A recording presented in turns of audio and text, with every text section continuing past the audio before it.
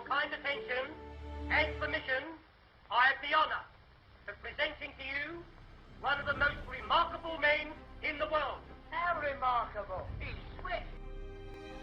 Hello. My name is Fritz KO, and welcome to my YouTube channel, Fritz KO Vids. You want answers? I think I'm entitled. You want answers? I want the truth! You can't handle the truth!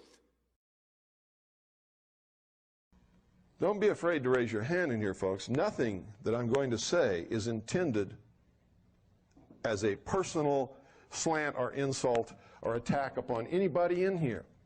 But I need your cooperation in order for us all to learn. It's hard to let go of something that you have learned and accepted that is not true.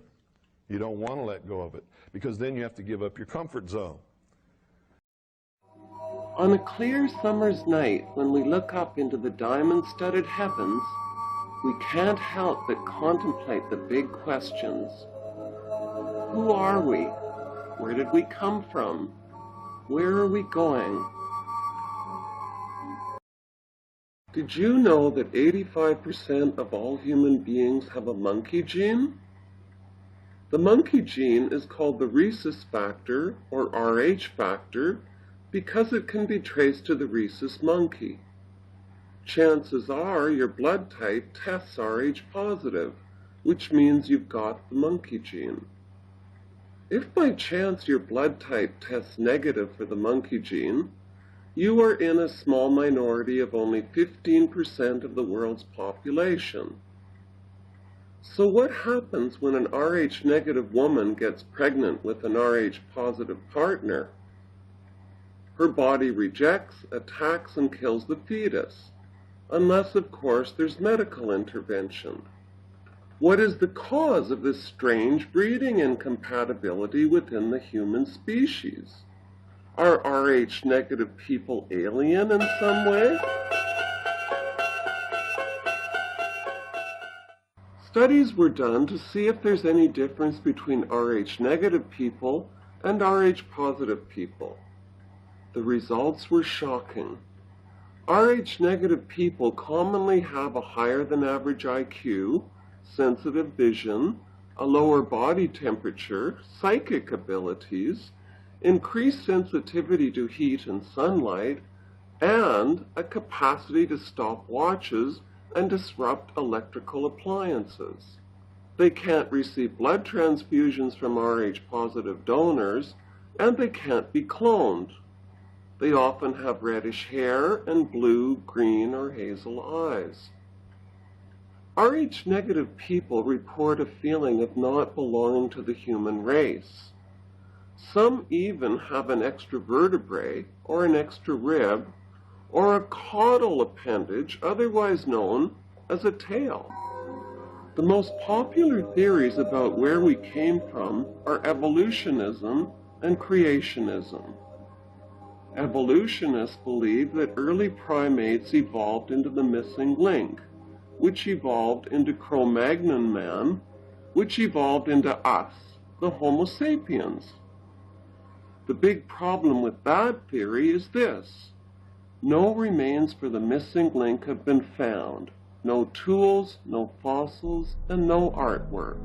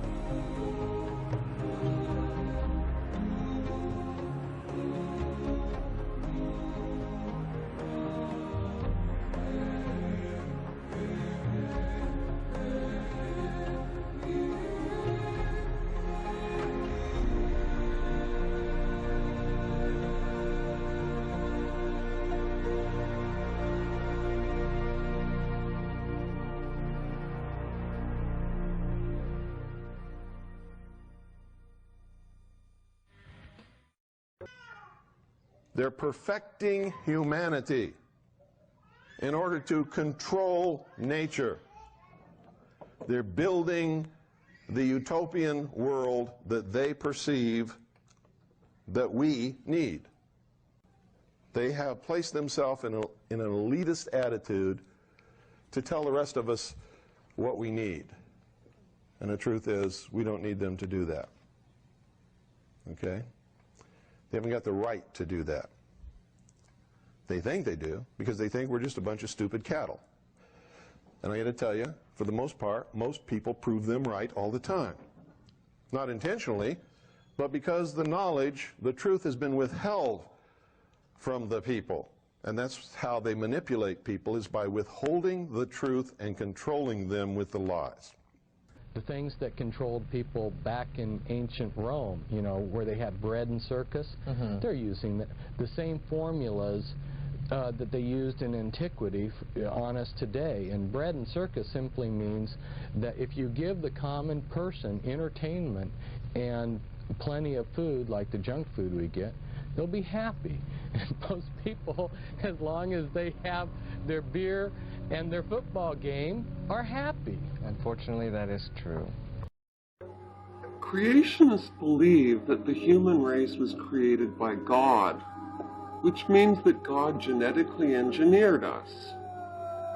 Most believers would agree that God is a being or an energy not of this planet or of this dimension.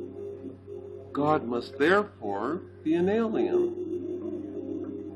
Many of the ancient texts talk of gods who came to earth from the heavens and created man in their own image.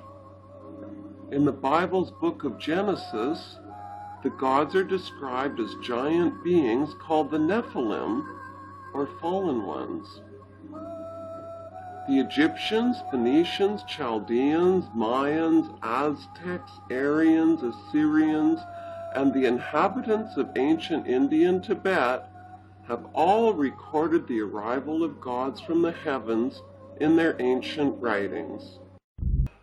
Since Rh-negative blood hasn't followed the usual evolutionary path, it must have been introduced from some outside source. Two celebrated authors, Erich von Däniken and Zacharias Stitchin, have uncovered convincing evidence that the outside source was ancient astronauts who genetically engineered the human race. According to von Däniken, the proof lies in the breathtaking megaliths that were developed either by extraterrestrial visitors or by humans who had been taught the advanced scientific knowledge needed to build them. Such artifacts include Stonehenge, the head statues of Easter Island, and the Egyptian pyramids and obelisks. Why did so many ancient cultures with no way of communicating with each other worship these so-called gods and illustrate them in their artwork as astronauts with space vehicles? It's easy to imagine our own astronauts someday encountering intelligent life forms in space who will view us as their gods. Endless accounts from ancient cultures describe a serpent race. The Bible introduces the serpent in the Garden of Eden. Indian scriptures speak of a reptilian race, while East Asian writings mention a dragon race and a reptilian humanoid race. Middle Eastern religions describe reptilian-like demons, and African shamans speak of the Shatori, which is also a reptilian race. The Sumerians documented the arrival of gods from another world who brought with them advanced knowledge. They called these gods the Anunnaki, which means those who from heaven to earth came. In the 1800s, Sumerian clay tablets were found in present-day Iraq. The tablets clearly identify the name of the god who genetically engineered the human race.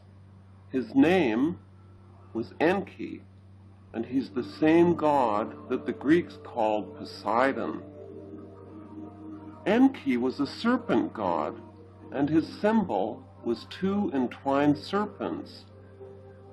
The entwined serpents are the double helix of human DNA.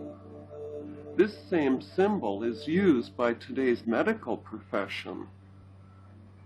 Why on earth would the Sumerians and other ancient civilizations make up the same lies about our human origins? The real question that needs answering is why the corporate religions of the world have hidden the truth from us.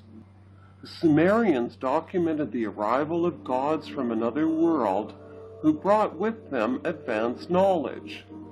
They called these gods the Anunnaki, which means those who from heaven to earth came.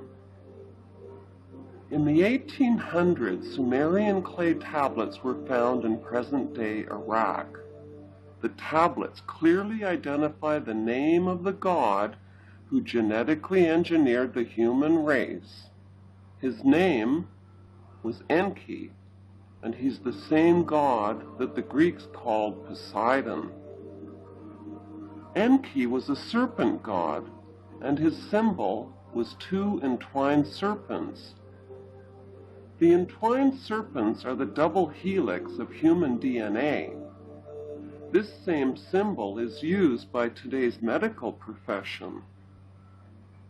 Why on earth would the Sumerians and other ancient civilizations make up the same lies about our human origins? The real question that needs answering is why the corporate religions of the world have hidden the truth from us. So not only do we have political globalization, but we have economic globalization and we have religious globalization. So when you see any kind of an agenda that contributes to this one world order, or as Bush has called it, New World Order, or, Hitler, who was also of these bloodlines, also referred to New World Order. That seems to be a popular term with them. Right, and I noticed earlier, when you had mentioned it, you just said World Order, that you didn't put the new in there. Why is that? Because it's not new at all. Zechariah Stitchin is convinced that ancient astronauts lived among the Sumerians. We look like them, says Stitchin. They made us through genetic engineering. They jumped the gun on evolution and made us look like them physically and to be like them emotionally. Stitchin goes one step further. He suggests that these gods or ancient astronauts interbred with the human females they created. The Bible's book of Genesis agrees. In Genesis 6:1-4, it says, "And it came to pass when humans began to multiply on the face of the earth, and daughters were born unto them, the sons of God saw that the daughters of humans were beautiful, and they chose wives, and they had children with them." What planet, galaxy, universe, or dimension did these sons of God who seeded human life on earth come from? The first and most obvious place to start looking is right here in our own solar system, starting with our closest neighbor, Venus. It's the brightest planet in the night sky, and we can see it with our own eyes for 3 hours before sunrise and 3 hours after sunset. Venus is called the morning star. The fallen angel Lucifer is also called the morning star. Is there any connection between Lucifer and the planet Venus? When ancient astronauts mapped and recorded the movements of Venus in the night sky, they discovered that every 8 years, the planet traced a nearly perfect pentagram shape around the zodiac. The pentagram has long been associated with Lucifer, who is also known as Satan. High up in the Andes Mountains, ancient hieroglyphs were discovered on the Inca Temple of the Sun in Lake Titicaca. The hieroglyphs reveal that a golden spaceship from Venus landed there in the dawn of time, bringing what the ancients called gods from outer space. The Sumerians also named the planet where the gods had come from. They called it Nibiru, which means the planet of the crossing. There is only one planet of the crossing that visibly crosses between the Earth and the Sun, and that planet is our closest neighbor, Venus. Venus, the closest planet to our Earth in size and distance. Only recently has the red planet of Mars surpassed Venus in capturing the attention and imagination of the masses, along with the funding of agencies dedicated to space exploration. But, just as science is steering society toward concentrating on climate change, society should steer science toward further study of our sister planet, Venus. Those in the academic scientific community have disseminated the theory that Venus once had oceans and continents like Earth. It could have supported lush vegetation, perhaps even Earth-like life forms, and they believe it still would if it were not for what they describe as a runaway greenhouse effect. This runaway greenhouse effect caused the Venusian seas to boil and evaporate, creating the dense atmosphere of its modern climate. Now, this theory is somehow absent from any discussion on Earth's global warming, which doesn't make any sense. If our sister planet experienced a warming event identical to what we describe as our global warming, wouldn't that prove that warming is a natural occurrence and not necessarily caused by man? If the answer is no, then wouldn't that prove that life existed on Venus, which somehow caused this runaway greenhouse effect? Perhaps not. But these questions seem so obvious, it's at least curious as to why they haven't been asked or explained before. After all, NASA, which has endorsed the theory of man-made global warming, claims that the study of our universe is essential to understanding life here on our planet. If that's true, and as science has said, global warming is the greatest threat facing humanity, then the only logical conclusion is to focus our efforts away from the tiny, barren, moon-like body of Mars and refocus on Earth's twin and closest neighbor, which appears to have already fallen victim to its greatest threat, Venus. How could scientists, Earth's soldiers on the front line of its war with warming, have steered us not just in the wrong direction, but toward the wrong planet altogether?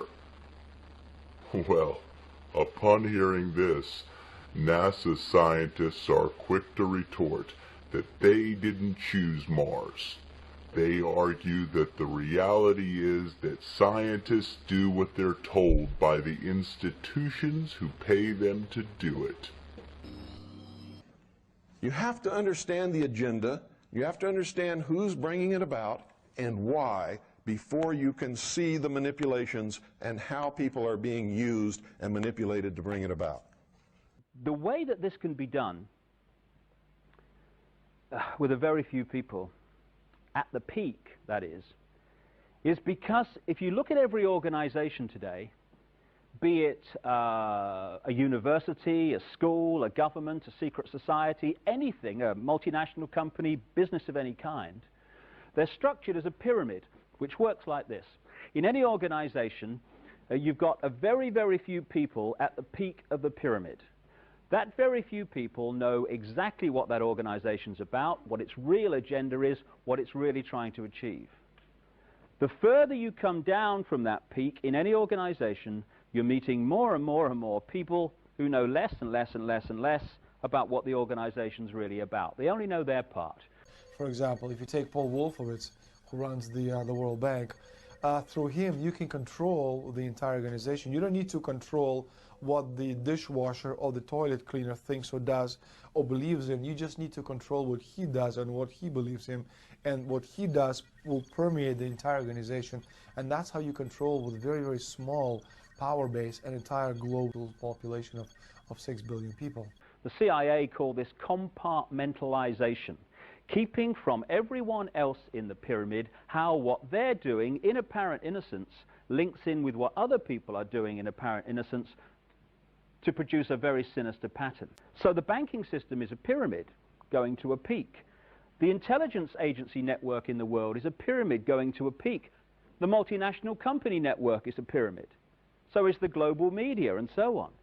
And there is a global pyramid within which all these work, in which the peaks of all these individual pyramids, banking, business, media, etc., fuse into one peak. And up there, it's speculated by many people, there perhaps may be no more than 13 families, 13 people at the peak, pervading down through these different levels the same basic policy, which is pushing the world towards more and more centralization of power. Scientists believe that Venus once had fertile rolling hills, majestic mountains, sparkling oceans, and lush green valleys.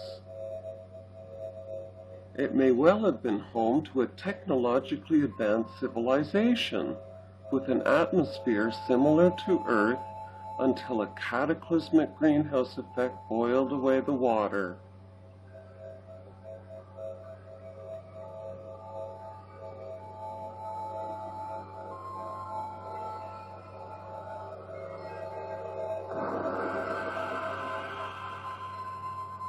As children, we learned in science class that the Sun is 93 million miles away from Earth. Venus, on the other hand, swings by our planet at a distance of only 25 million miles. About 250,000 years ago, the orbital path of Venus came so close to Earth that the electromagnetic fields between Venus and Earth collided.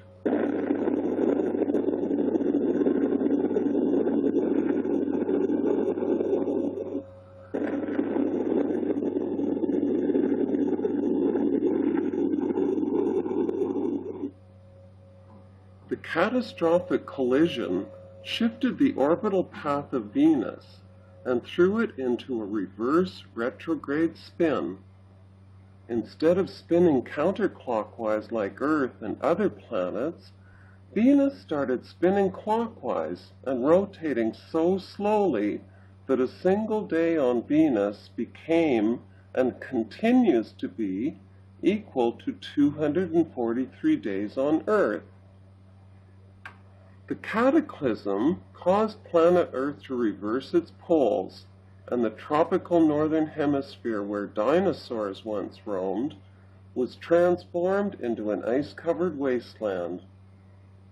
Like a spinning toy top that starts to slow, the Earth began to wobble. Today, scientists call this wobble the Chandler wobble.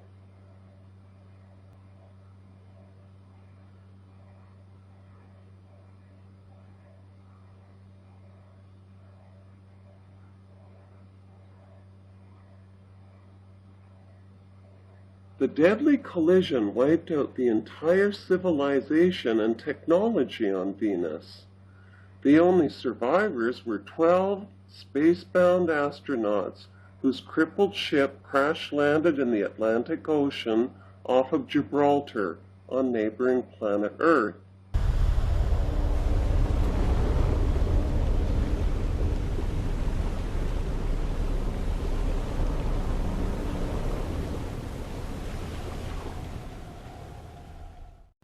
The astronauts found themselves cast back into the Stone Age with the daunting task of rebuilding their civilization and reinventing science. Like Leonardo da Vinci, masterpiece artist Sandro Botticelli was a member of the secret Priori of Zion Brotherhood. Like da Vinci, Botticelli coded and hid secret knowledge about our human origins into his work. In his painting, The Birth of Venus, Botticelli features the goddess Venus, who is the symbol of planet Venus. Greek myth describes how Venus was born from a foam in the sea and taken ashore at Cyprus in the eastern Mediterranean. Cyprus in the eastern Mediterranean is precisely where the sunken island of Atlantis is located, says American researcher Robert Saramast. On a 6-day sea voyage, Saramast and his crew scanned the Mediterranean seabed 80 kilometers southeast of Cyprus using sonar imaging technology. They found the Acropolis and massive man-made structures that match Plato's description of Atlantis. Geologists who have studied the Mediterranean's layers of salt deposits claim that the Mediterranean Sea has dried up at least 5 or 6 times since antiquity. Today, all that remains of the sunken paradise island of Atlantis is a mountaintop, which we see today as the island of Cyprus. Mount Olympus stands today exactly where it stood in the Mediterranean dry bed when it was home to the Olympic gods from Venus.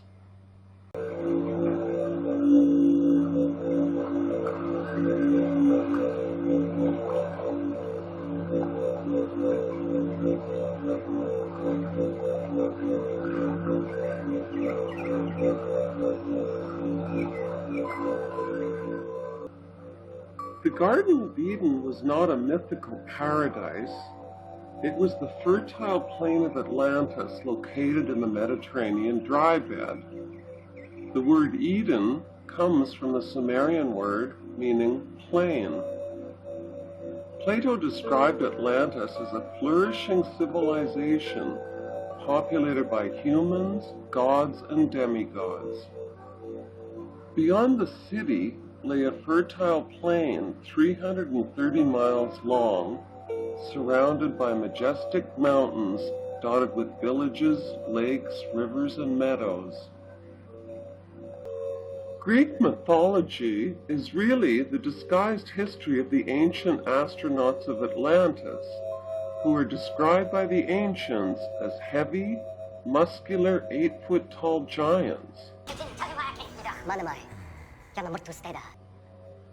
They traveled at wondrous speeds and possessed immense weapons and supernatural powers, including the power to change frequencies and to appear and disappear.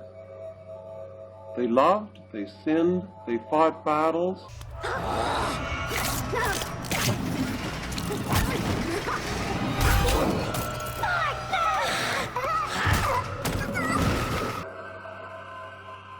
According to the Vedas of ancient India, the gods were all members of one large, but not necessarily peaceful family. Rivalries between family members split up the gods into 2 warring factions, the young Olympian gods and the older generation of Titan gods. After a fierce 10-year battle, the Olympians, led by Zeus and Poseidon, overthrew the Titans. The story of how the gods created humans is found in the CIRCUSES epic, written in the 18th century BC. The epic was written on clay tablets and describes the toil of the lower gods digging canals and rebuilding a new civilization. After 3,600 years of hard labor, they threw down their tools and rebelled. The Council of Higher Gods met and decided that a slave race would be genetically engineered to do the labor for them. Enki was the Sumerian equivalent of the Greek god Poseidon, and conducted experiments with the most advanced species on Earth, apes and monkeys. The first hybrid slaves can be dated to around 200,000 BC, when Neanderthals first appeared on planet Earth. Neanderthals made their home in Gibraltar, where the remains have been discovered at 5 different sites. With further experimentation, the gods genetically engineered Cro-Magnon men, followed by a more docile and manageable race of divine monkeys, the Homo sapiens. Dr. Hammer, a molecular geneticist, claims he has identified the God gene in human DNA. It's called VMAT2, and its job is to release the feel-good chemicals in our body called dopamine and serotonin, which give us the experience of bliss. VMAT2 is the DNA gene of our pineal gland. Because its structure is remarkably similar to our eyeballs, it's called the third eye, or the mind's eye. It actually has a lens, cornea, and retina. The blue bloods revere it. They call it the all-seeing eye and have featured it on the US $1 bill. Strangely, our pineal gland, which is tucked away in the dark recesses of our brain, is bioluminescent and sensitive to light. Like a cell phone, it has a built-in wireless transmitter and is the connecting link between the physical and spiritual worlds and higher frequencies. By awakening our pineal gland, we can speed up our learning and memory abilities, enhance our intuition, wisdom, and creativity, trigger our psychic healing abilities, and experience bliss. The symbol of this pine cone-shaped gland is the pine cone. It is so revered by the Vatican that a special court was built called the Court of the Pine Cone, where the symbol of the world's largest pineal gland is on display. The symbol is also found on the staff of the Pope and the Egyptian god Osiris. Considering the power and function of the pineal gland, why has it been ignored and given so little mainstream attention? Why? Because it's our power source, and the ruling families know this. Medical science refers to the pineal gland as the atrophied third eye. By the age of 12, it is already calcified and hardened, and by adulthood, it is dormant and atrophied from lack of use. Recent research reveals that fluoride, which is a toxic additive to our water supply and toothpaste, accumulates in the pineal gland where it wreaks havoc. Outdoor activities, eating less sugar, and eliminating processed foods and fluoride from our diet can help to revitalize it. For the past few decades, molecular biologists have been examining and mapping human DNA, which has 35,000 genes consisting of over 3 billion chemical bases. It turns out that 97% of our DNA is junk DNA with no known use or function. Hi, my name's Crystal. I graduated from Texas A&M University with a degree in agricultural leadership and development with emphasis in genetics and biochemistry. I also researched in several labs on campus in genetics. And today I'm going to talk about some very interesting facts about genetics that you probably don't know. Now, you probably think that the human genome size is rather large, which it is because we are a very complex mammal. In fact, it will fill up 90 volumes of an Encyclopedia Britannica. Now, why don't we compare that to something else? Let's say a lily seed. A lily seed actually is bigger than our genome. Its genome would fill up 1,800 volumes of the Encyclopedia Britannica.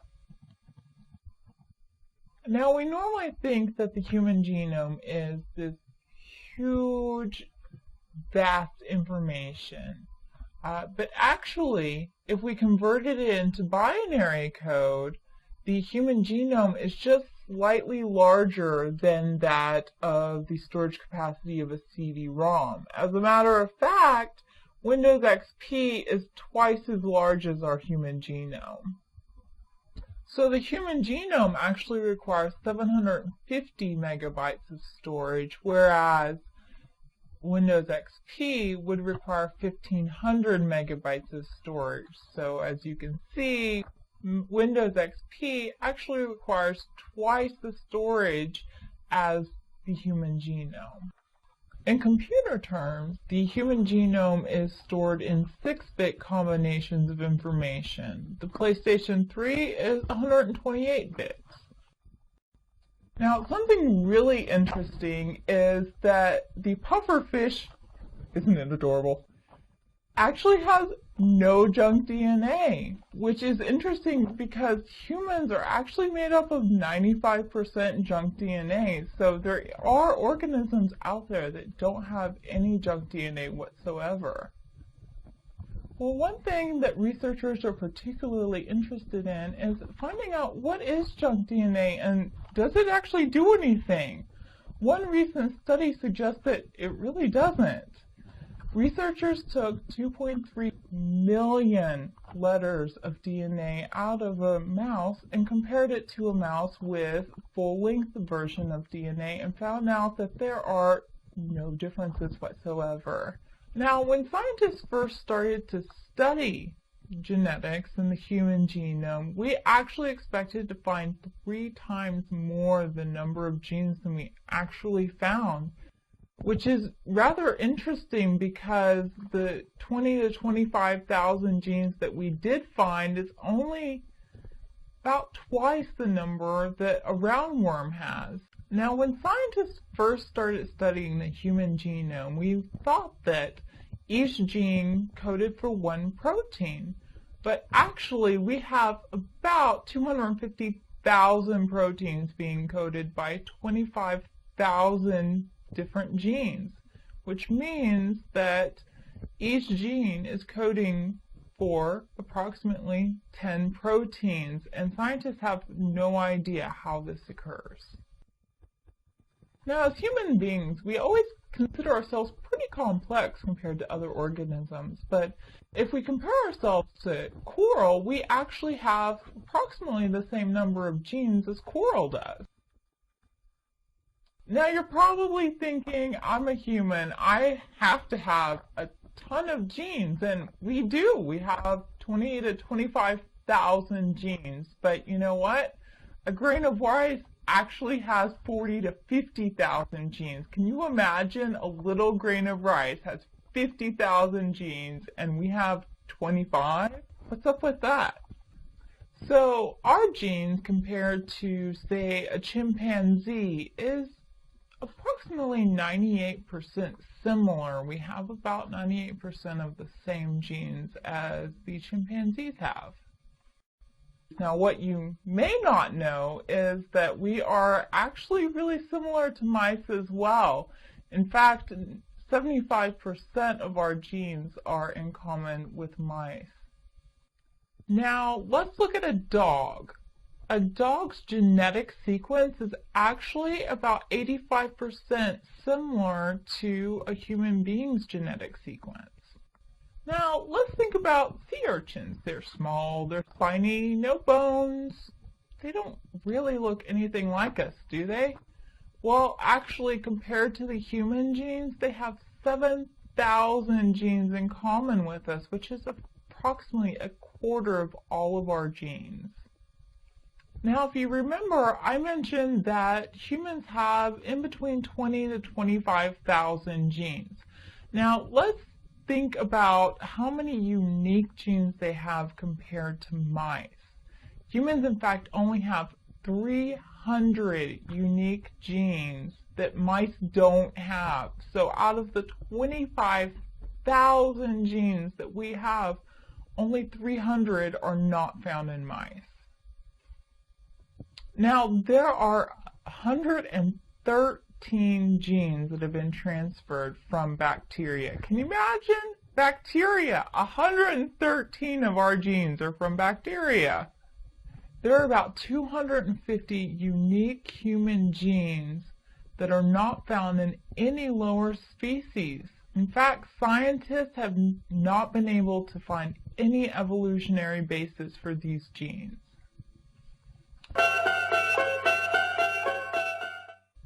Failing any other explanation for this shocking revelation, scientists are now considering the notion that our genetic code was written by an extraterrestrial programmer who wrote two versions of our genetic code, a big code and a basic code.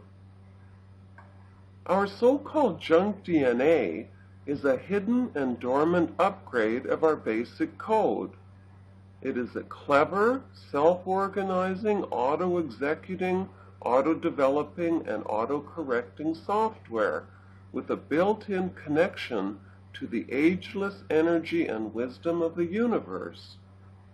In other words, the DNA that scientists have been calling junk DNA is really divine DNA. The facts show that our genetic programmer purposely disabled the big code and left us to exist on only 3% of our DNA. Like a broken radio dial which is stuck on one station instead of roaming across thousands of stations and frequencies, humans are stuck on one station called 5 sense reality. Genesis, which means origin, is the name of the first book of the Bible. The true origin of the human race is coded right into the very word itself. Genesis is gene Isis, the gene of Isis. Since Isis and Venus are one and the same goddess, the gene of Isis is actually the gene of Venus. The genesis of the human race is the gene of the gods of Venus.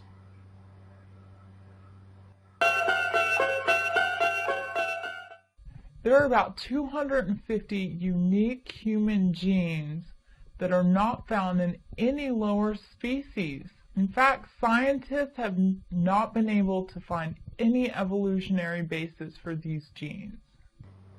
Human DNA is 99% identical to the DNA of chimpanzees. Unlike monkeys and other species who live in harmony with Earth's ecosystem, humans are at odds and out of step with nature. Why?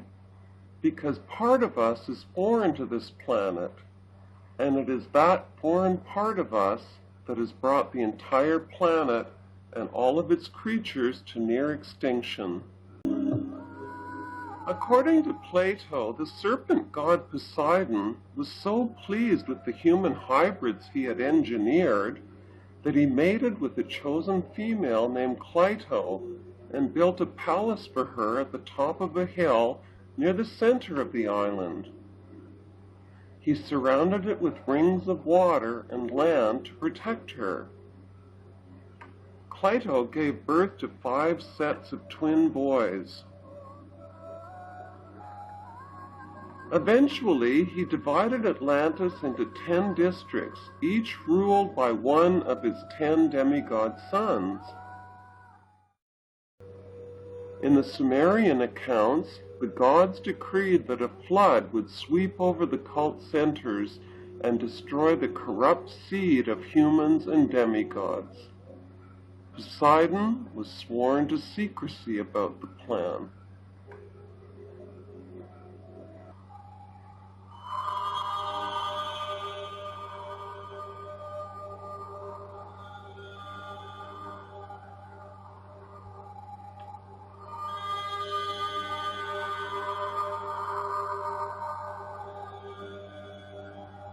When the gods opened the floodgates of the Straits of Gibraltar and allowed the Atlantic waters to come thundering through into the Mediterranean, Atlantis was a doomed paradise.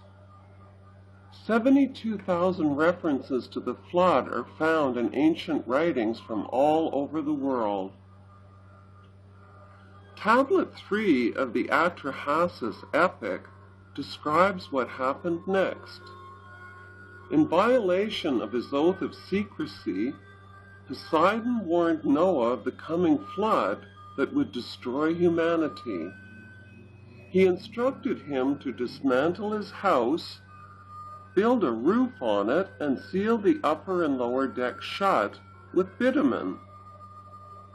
Why did Poseidon break his oath of secrecy and warn Noah?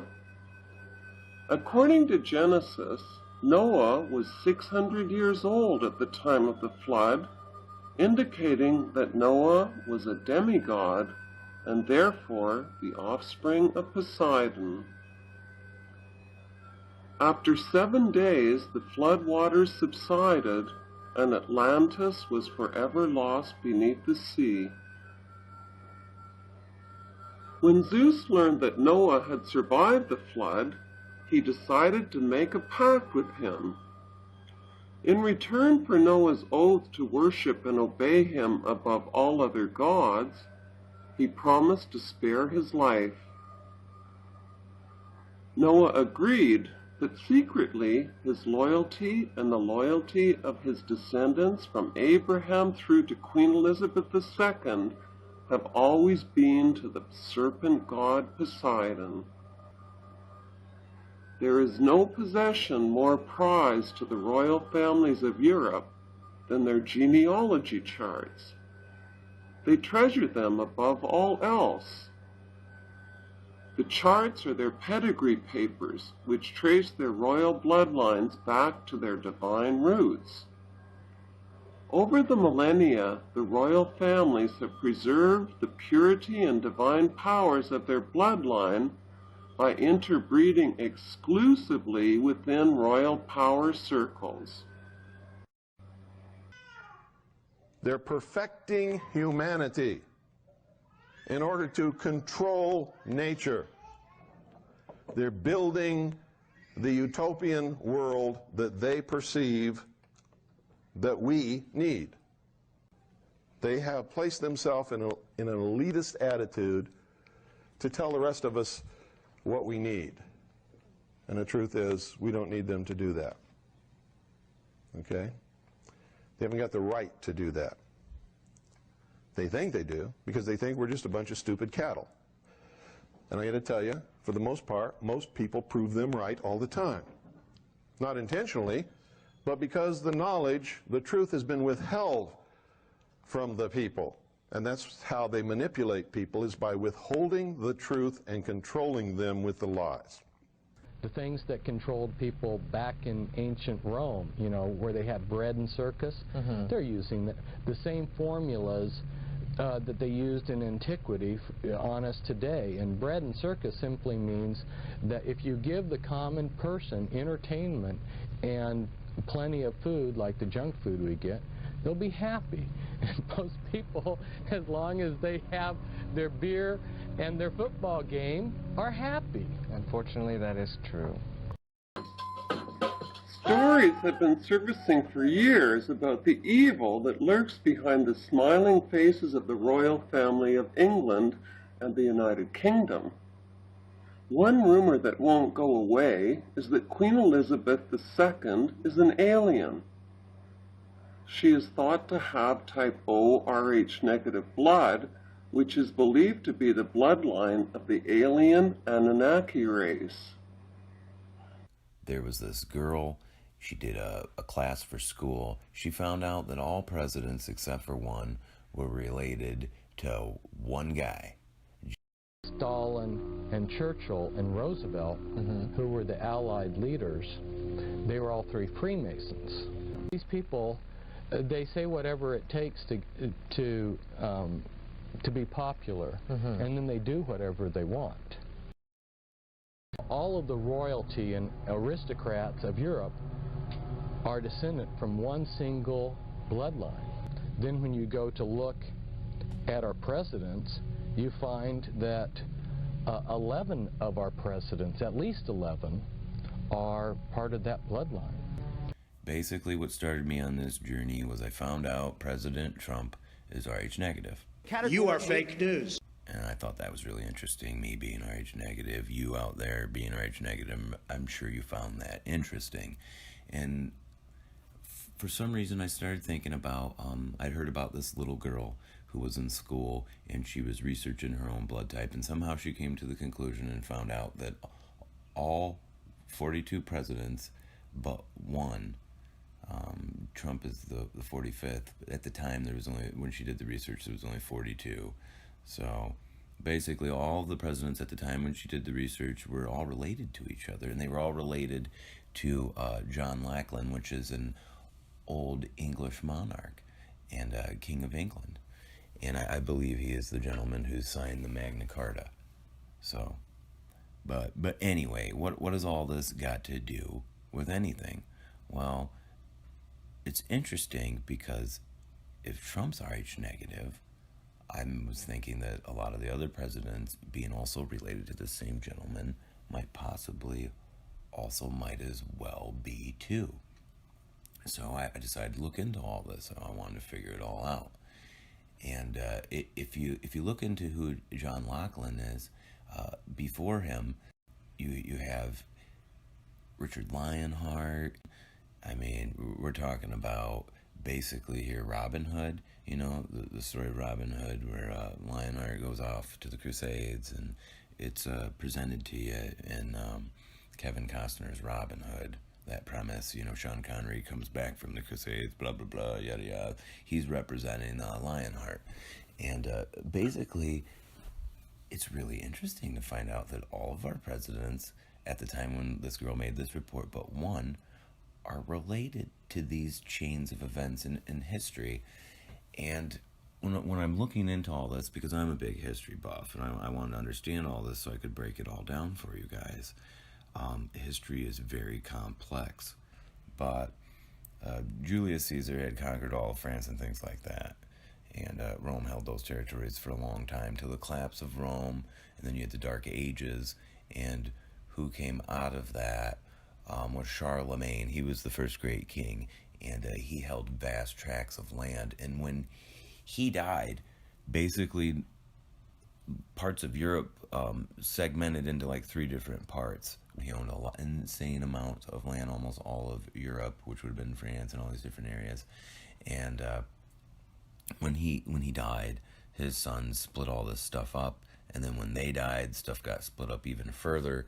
And basically around the time when Lionheart and all these different other people started to come on the scene, John of Lackland, these different guys, they owned they weren't just kings of England, they would be kings of large tracts of France, like the Vingian Empire.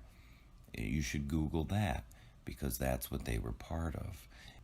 In their day, there really wasn't a yet set established French and English nobility.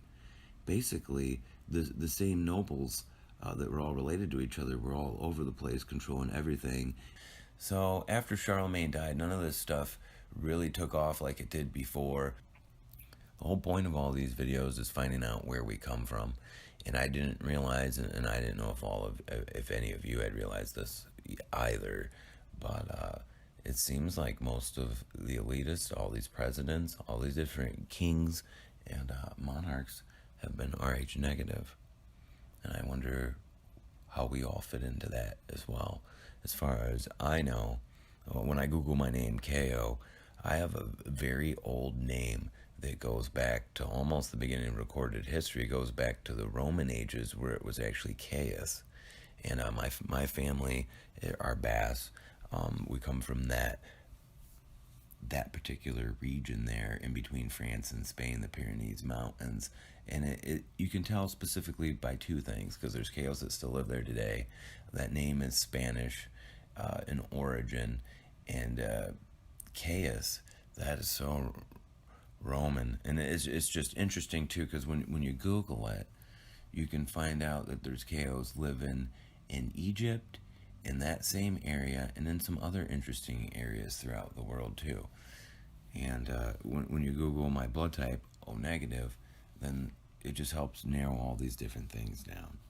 Okay, Fritz. Well, you talked about how these Illuminati families, when they have power, and we can see that, then they go into hiding. Most people would say that the Templars, the Knights Templars, were one of these Illuminati structures. Could you explain basically how they supposedly went into hiding? Because you hear about the Templars, they had quite a long reign, and then the French turned against them, and then they were outlawed by the Pope, and then they just disappeared out of history. Right, and but they didn't.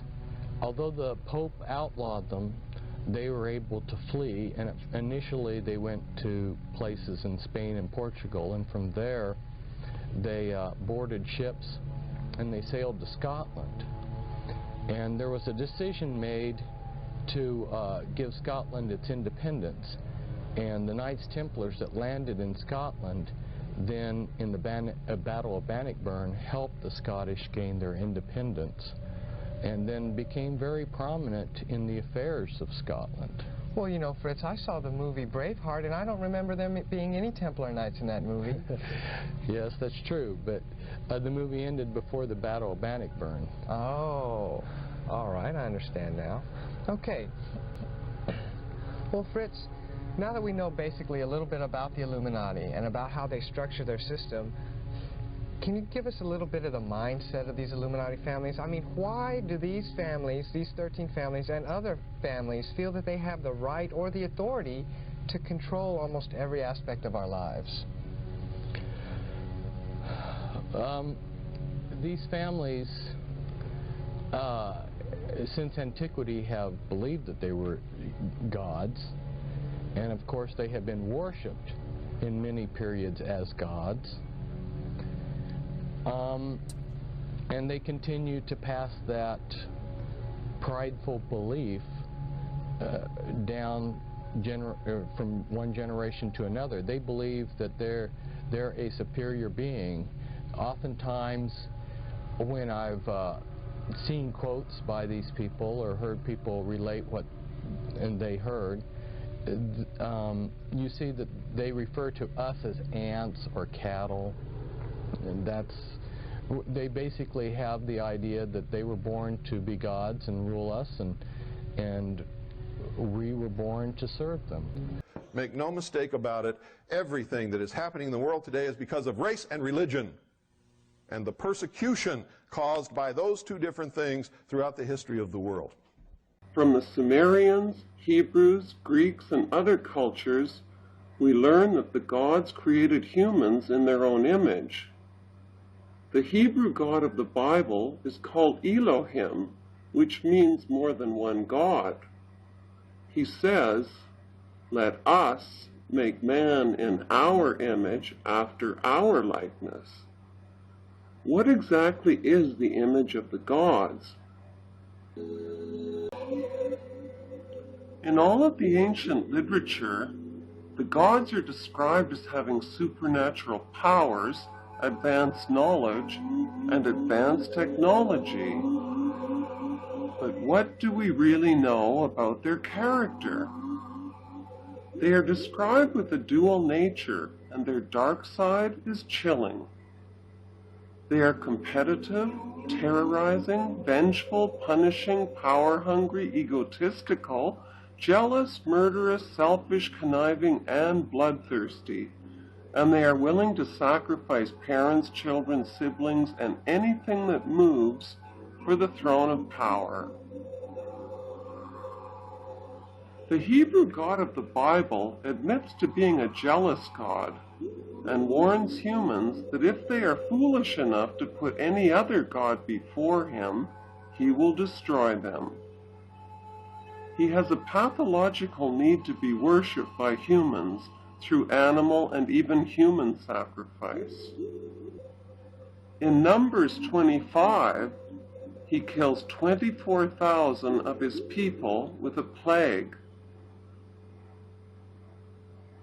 He views humans, who he created in his own image, as evil, flawed, and sinful, and demands that they remain ignorant.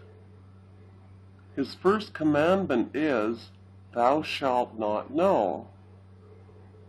Finally, he seeks to destroy his sinful human creations in a flood, but shows his ineptitude when they manage to survive. There is no reason whatsoever to doubt the truth of the ancient Sumerian records, which describe human-like gods living and walking side by side with humans. Nor is there any reason to doubt similar evidence from the Hebrews, ancient Mayans, Phoenicians, Chaldeans, Aztecs, Aryans, Assyrians, Greeks, and the inhabitants of ancient India and Tibet. At our present stage in human history, we have overpopulated the planet and fulfilled the original purpose we were created for, to rebuild the lost civilization and technology of the gods who claimed this planet as their own 250,000 years ago. If we are to escape the same fate that befell the Neanderthals and our other experimental predecessors, our best hope for survival is to crack our genetic code and activate the power of our divine DNA. Is everybody up with me? I know that some of you don't agree with me. That's okay. I'm not telling you you have to. But I want you to go out of here thinking about these things and think about what is it that you really want. You want to be free so that you can be what you want to be? Or do you want to cause a situation whereby you're in charge so that you can force your will upon everybody else so that they'll get pissed off enough to overthrow you and do the same thing to you? Because that's exactly what that brings about. Exactly, it's never failed. Study history, you'll see. It's the truth. The March 18, 1985 issue of Time magazine confirmed that Prince Charles' blood type is, in fact, O-Rh negative. Have you ever wondered why hemophilia is called a royal disease? The disease is caused by mixing the iron-based hemoglobin of humans with the copper-based blood of royals. Since the two don't mix, laws were introduced to ban marriages between royals and commoners. Everyone knows that copper turns bluish-green when it oxidizes, which is why the copper-based blood of royalty is rumored to be blue in color. One doesn't have to look far to find symbols of the divine worship and ancestry of the royal blue bloods. The British royal family's gold carriage features the giant-sized ancestral serpent god Poseidon riding on the back of it, adorned in gold and carrying a trident. It's no coincidence that the trident carried by the serpent god Poseidon is also carried by Satan. A red serpent is clearly displayed on Prince Charles' coat of arms. Opposite the serpent is Charles' badge as their heir apparent to the British throne. It consists of 3 ostrich feathers surrounded by a crown with the motto, Ich dien. The meaning of Ich dien is, I serve, in German. The motto and ostrich feathers are associated with the Black Prince, who was the son of Edward III. Reading the motto and symbols on Charles' coat of arms from right to left, the following message is conveyed. I, the Black Prince, serve the Red Dragon. On the back of the $1 bill, you'll see the crest with the pyramid in it. But that pyramid in the Illuminati consists of 3 pyramids and a sphinx, but their crest is this crest. The Illuminati is the occult organization that we belong to. It means the light bearers. The eye is Lucifer. The triangle of the capstone is the tribunal of the Rothschild family, which is called the Holy Family. They lead the Illuminati. The Illuminati name's not used much anymore, except by everyday people who find out about it. And the political part has a name in each country, and the United States is called the Council of Foreign Relations. Since the time of Woodrow Wilson, including him, there has never been a president of the United States that was not an Illuminati. Freemasonry and the Illuminati are like a glove in a hand. It's not that every Freemason is in the Illuminati, it's that this is just one more system or lodge or secret society that's controlled by them.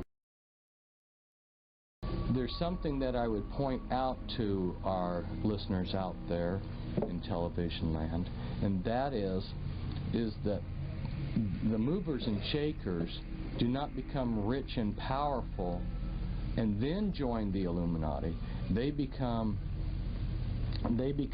rich and powerful because they are part of these Illuminati bloodlines. I could go back and essentially every war that there is, I could go through and show how these families have created them, manipulated them. There's some disinformation out there that I need to clarify, and that is the misunderstanding that's common out there is that this man, Adam Weishaupt, which was a pseudonym, a name that he had taken actually, started the Illuminati. He did create a modern structure for it. He was paid by these families to create a modern structure. But he didn't originate the Illuminati. The Illuminati goes back thousands of years before him. If we go back into antiquity, we will see that there were certain families that were deified as gods, like Pharaoh, Alexander the Great. These powerful families believed they were gods, and they controlled through their priesthoods in these mystery religions the people that were subservient to them. All of the royalty and aristocrats of Europe are descendant from one single bloodline. Then when you go to look at our presidents, you find that 11 of our presidents, at least 11, are part of that bloodline. Okay, Fritz. You don't have a choice. That disappeared a long time ago. There's not a nickel's worth of difference between the Democratic and Republican Party, and hasn't been for an awful long time. And it doesn't matter which one is in the White House, we still go toward the New World Order, don't we? We still go more and more into socialism, don't we? But if they were truly different, that wouldn't happen, would it? You care. If you didn't, you wouldn't be here. And that's the truth. Some of you just grouchy old codgers and you know it. like I get sometimes. Now, if I get a little impatient sometimes on the radio or anywhere else, it's because I've been doing this for so many years, folks. I don't want to be rude to anybody. I really don't. But I've learned a few things. One is there's no time left to suffer fools. There just isn't any. So if I'm confronted with a fool, I just let them know it, get it off my chest, get rid of them as quickly as I can, and hope that that is enough of a shock that maybe they'll get out of their foolishness. Okay? Because there just isn't any time. We're going down the tubes on a roller coaster. There is no time to tell you all that you are brilliant, wonderful American people, and that, you know, with people like you, we don't have any problem. We're going to turn it around right away and, you know, pass the hat and put some money in there and hoorah. Bullshit. It ain't true, and I ain't going to tell it to you. You're never going to hear that from me. We're in this situation because all of us, me included, we're dummies for most of our lives. And unless we change that, we are never going to turn anything around. And that is the cold, hard truth. Foreign Relations is published by the Council on Foreign Relations, and you can subscribe to their publication. Whatever they write in there usually happens about 2 years later. Whatever it is. It's almost like magic. If they're not involved in any of this, how come what they write about always happens? And if you don't study them and their symbology and what they believe in and what their agenda is, you'll never know. You could read this and never know what this guy's saying. Oh, that sounds nice. That's what most people say. Oh, that sounds nice. Doesn't it sound nice in a way? But if you really understand it, it's not nice at all. What they're saying is, screw you, we're going to enslave you. We're going to engineer how you live, how you think, how you work, everything.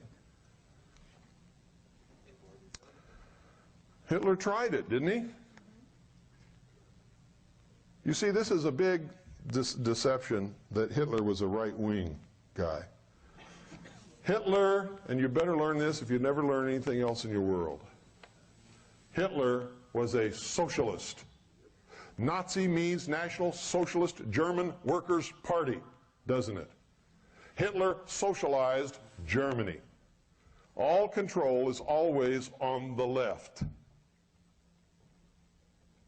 Always. If you're left-wing, you're for control of yourself and other people. A scale measures two extremes. On the far left, you have total control of everything and everyone, and, by the way, ownership of everything and everyone by the state, which is more important than anything. It's called communism. On the right, all the way at the extreme, you have the total absence and lack of any and all control by anybody over anything or anyone. That's called anarchy. Anarchy sucks. Communism sucks. Socialism is just a little step above communism and usually degrades into communism, and it also sucks. Usually, anything close to anarchy also sucks. And so do all those people who want to engage in those things. To tell you the truth, they're in a mind state that sucks. A constitutional republic is somewhere in the middle of these two extremes and provides safeguards to protect individual freedoms and creator-endowed liberty. Whether you believe in God or not, if you don't understand that freedom and liberty must be creator-endowed, then you are opening the door for somebody to take it away from you because they don't have to answer to a creator. You understand? So even if you don't believe in God, you better start. If you want to stay free. If you want to stay free. If you don't care about freedom, you don't have to believe in God. You see, there must be something that human beings answer to protect us from ourselves. Because the minute we become God, how many of you in here want me to be God? I don't want me to be God either, because I know who I am. I know the temptations that I'm subject to. I have seen what power can do to people, and I might fall prey to that same corruption that would allow me to use that power wrongly. Even Jesus Christ, if you're a Christian, was tempted. What was it that Satan offered him? The world. What is it these people are after? The world. Jesus turned it down. They're not gonna. If you were to give me the world, you know, I'd be hard put to turn it down, because then I could make it the way I want it to be. Is it the way I want it to be, the way you want it to be? You don't know that. You don't know, and that's the big problem. Why would you even want to take a chance? I'm a pretty good guy. But you don't want to take a chance on giving me the world or anybody else. You don't want the world. You don't want vast amounts of power, because you're a human being, and power will corrupt you and destroy you, and you will use it to destroy others. And that's the truth of the matter. The greatest thing about this country, whether you agree with me or not, it's the absolute truth. If you take this away from any person or any group of people, you have no country. Freedom. You have no religion. You have no sound money. You don't have any of it. You're subject to the control of the people who have taken your freedom away and who are now subjecting you to their will, because that's what lack of freedom is. Being subject. You know what subject means? To someone else's will. Freedom means you're subject to your own will. As long as what? As long as you take responsibility for your actions and you never hurt the person or property of any other human being. Period. Aren't they trying to bombard you with the delusion that liberals are for freedom? Liberals are for socialism. Liberals started out being for freedom when there wasn't any. Being for freedom was liberal. Being conservative was for the power of the king. Remember? All of our founding fathers were liberals. Believe it. They were also traitors. So when somebody calls me a traitor because I'm supposedly against the government, it doesn't bother me. I'm in damn good company. But you see, I'm not a traitor. What is the government? The government is a contract signed by the founding fathers, which is called the Constitution for the United States of America. That is the government. That says what the government can do, what the government cannot do, when it can do it, when it cannot do it, where it can do it, where it cannot do it. Is this a democratic country?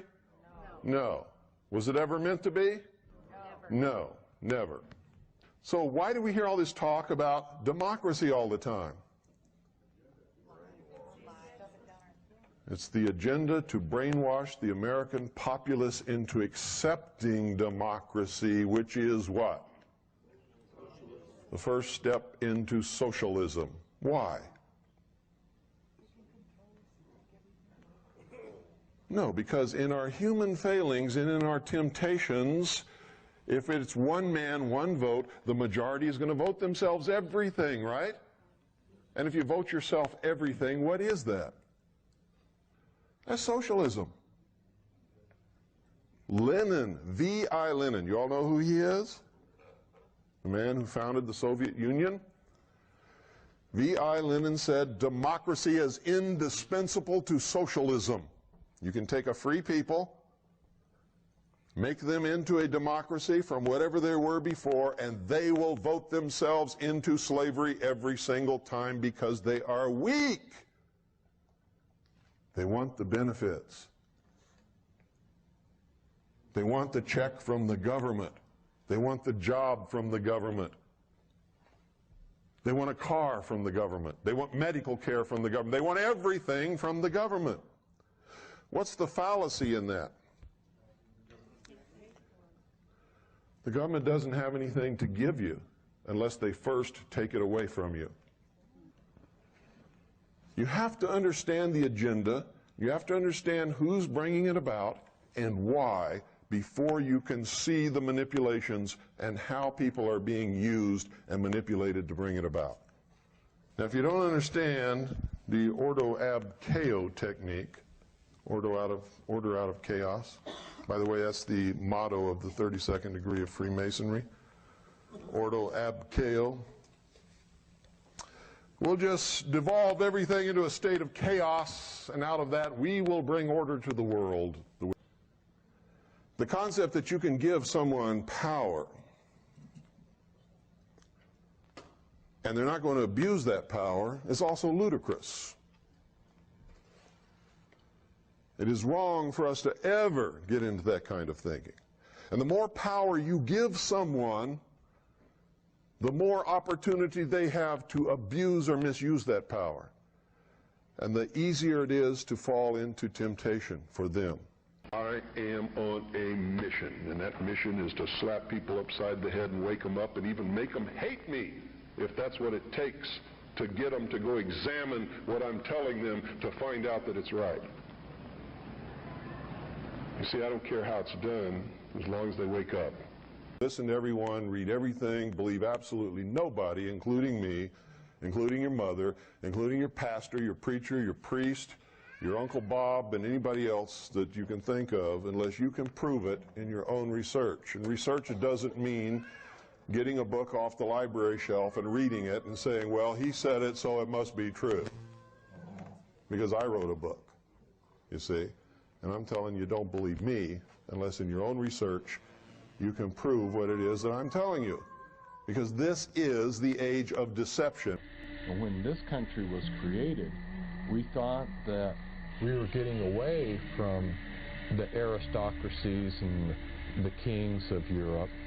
But lo and behold, like I said, I can document that 11 of our presidents are related to the royal family in the United Kingdom. A lot of information is right there if we scratch below the surface, but they realize that there are very few people like me that are going to be looking in the right direction, and they don't have time to hide it all. So there is an enormous amount of information out there that relates to these families. So what you're saying then, basically, Fritz, is that the information is out there, and really all you have to do is begin to search for it. Is that correct? Yes. Boy, I tell you, Fritz, this all sounds so incredible, just like you said. If you guys like this video, and if you do, show me by hitting the like button, and if you want to know when I make more videos, you're going to have to subscribe. You're going to have to hit the notification bell. The whole part about the president being Rh negative is really something that got me started on all this. Fritz KO Vids. You want answers? I think I'm entitled. You want answers? I want the truth! You can't handle the truth! Medical history and medical research, they just have no idea to this day where Rh negative blood has come from. The best proposed theory that they've put forth is a mutation caused by living in higher altitudes. I've brought this up in other videos, but I'll go ahead. The mutations, the theory goes, supposedly small segments of human populations that have lived in higher altitudes over the years through processing less oxygen, which, the higher up you go in mountains, that's why climbers need oxygen tanks, you process less oxygen, that changes and mutates the human chemistry in the blood and various different other things. And that's why you have the different blood types, because they are used to processing less oxygen. And that's interesting. Supposedly we have immune systems that work differently. That gets people into the theories of we're immune to AIDS and different other things, which is interesting. I've seen research that says certain blood types are less likely to get it, and other blood types can build up immunity to it once they have been subjected to it. These are not things that I would play around with. I just want to make that clear. Anyway, we're going off on crazy tangents here now in this video. Like, I don't even know where this is went. See why I like the robot voice? I just type in a set thing, don't get off topic. The video don't end up getting crazy at the end. Well, Again, if you like this video, hit the like button. If you want a part 2, if there's anything you guys want me to go in depth more into in this video, I think I covered most of the bases, but there's a lot of little info in there that I'm sure many of you have questions about. Feel free on this video to ask me questions about anything in this video in the comments section. I'll answer every single question. I want to make sure that you guys are well informed. All right, thank you. Have a nice day.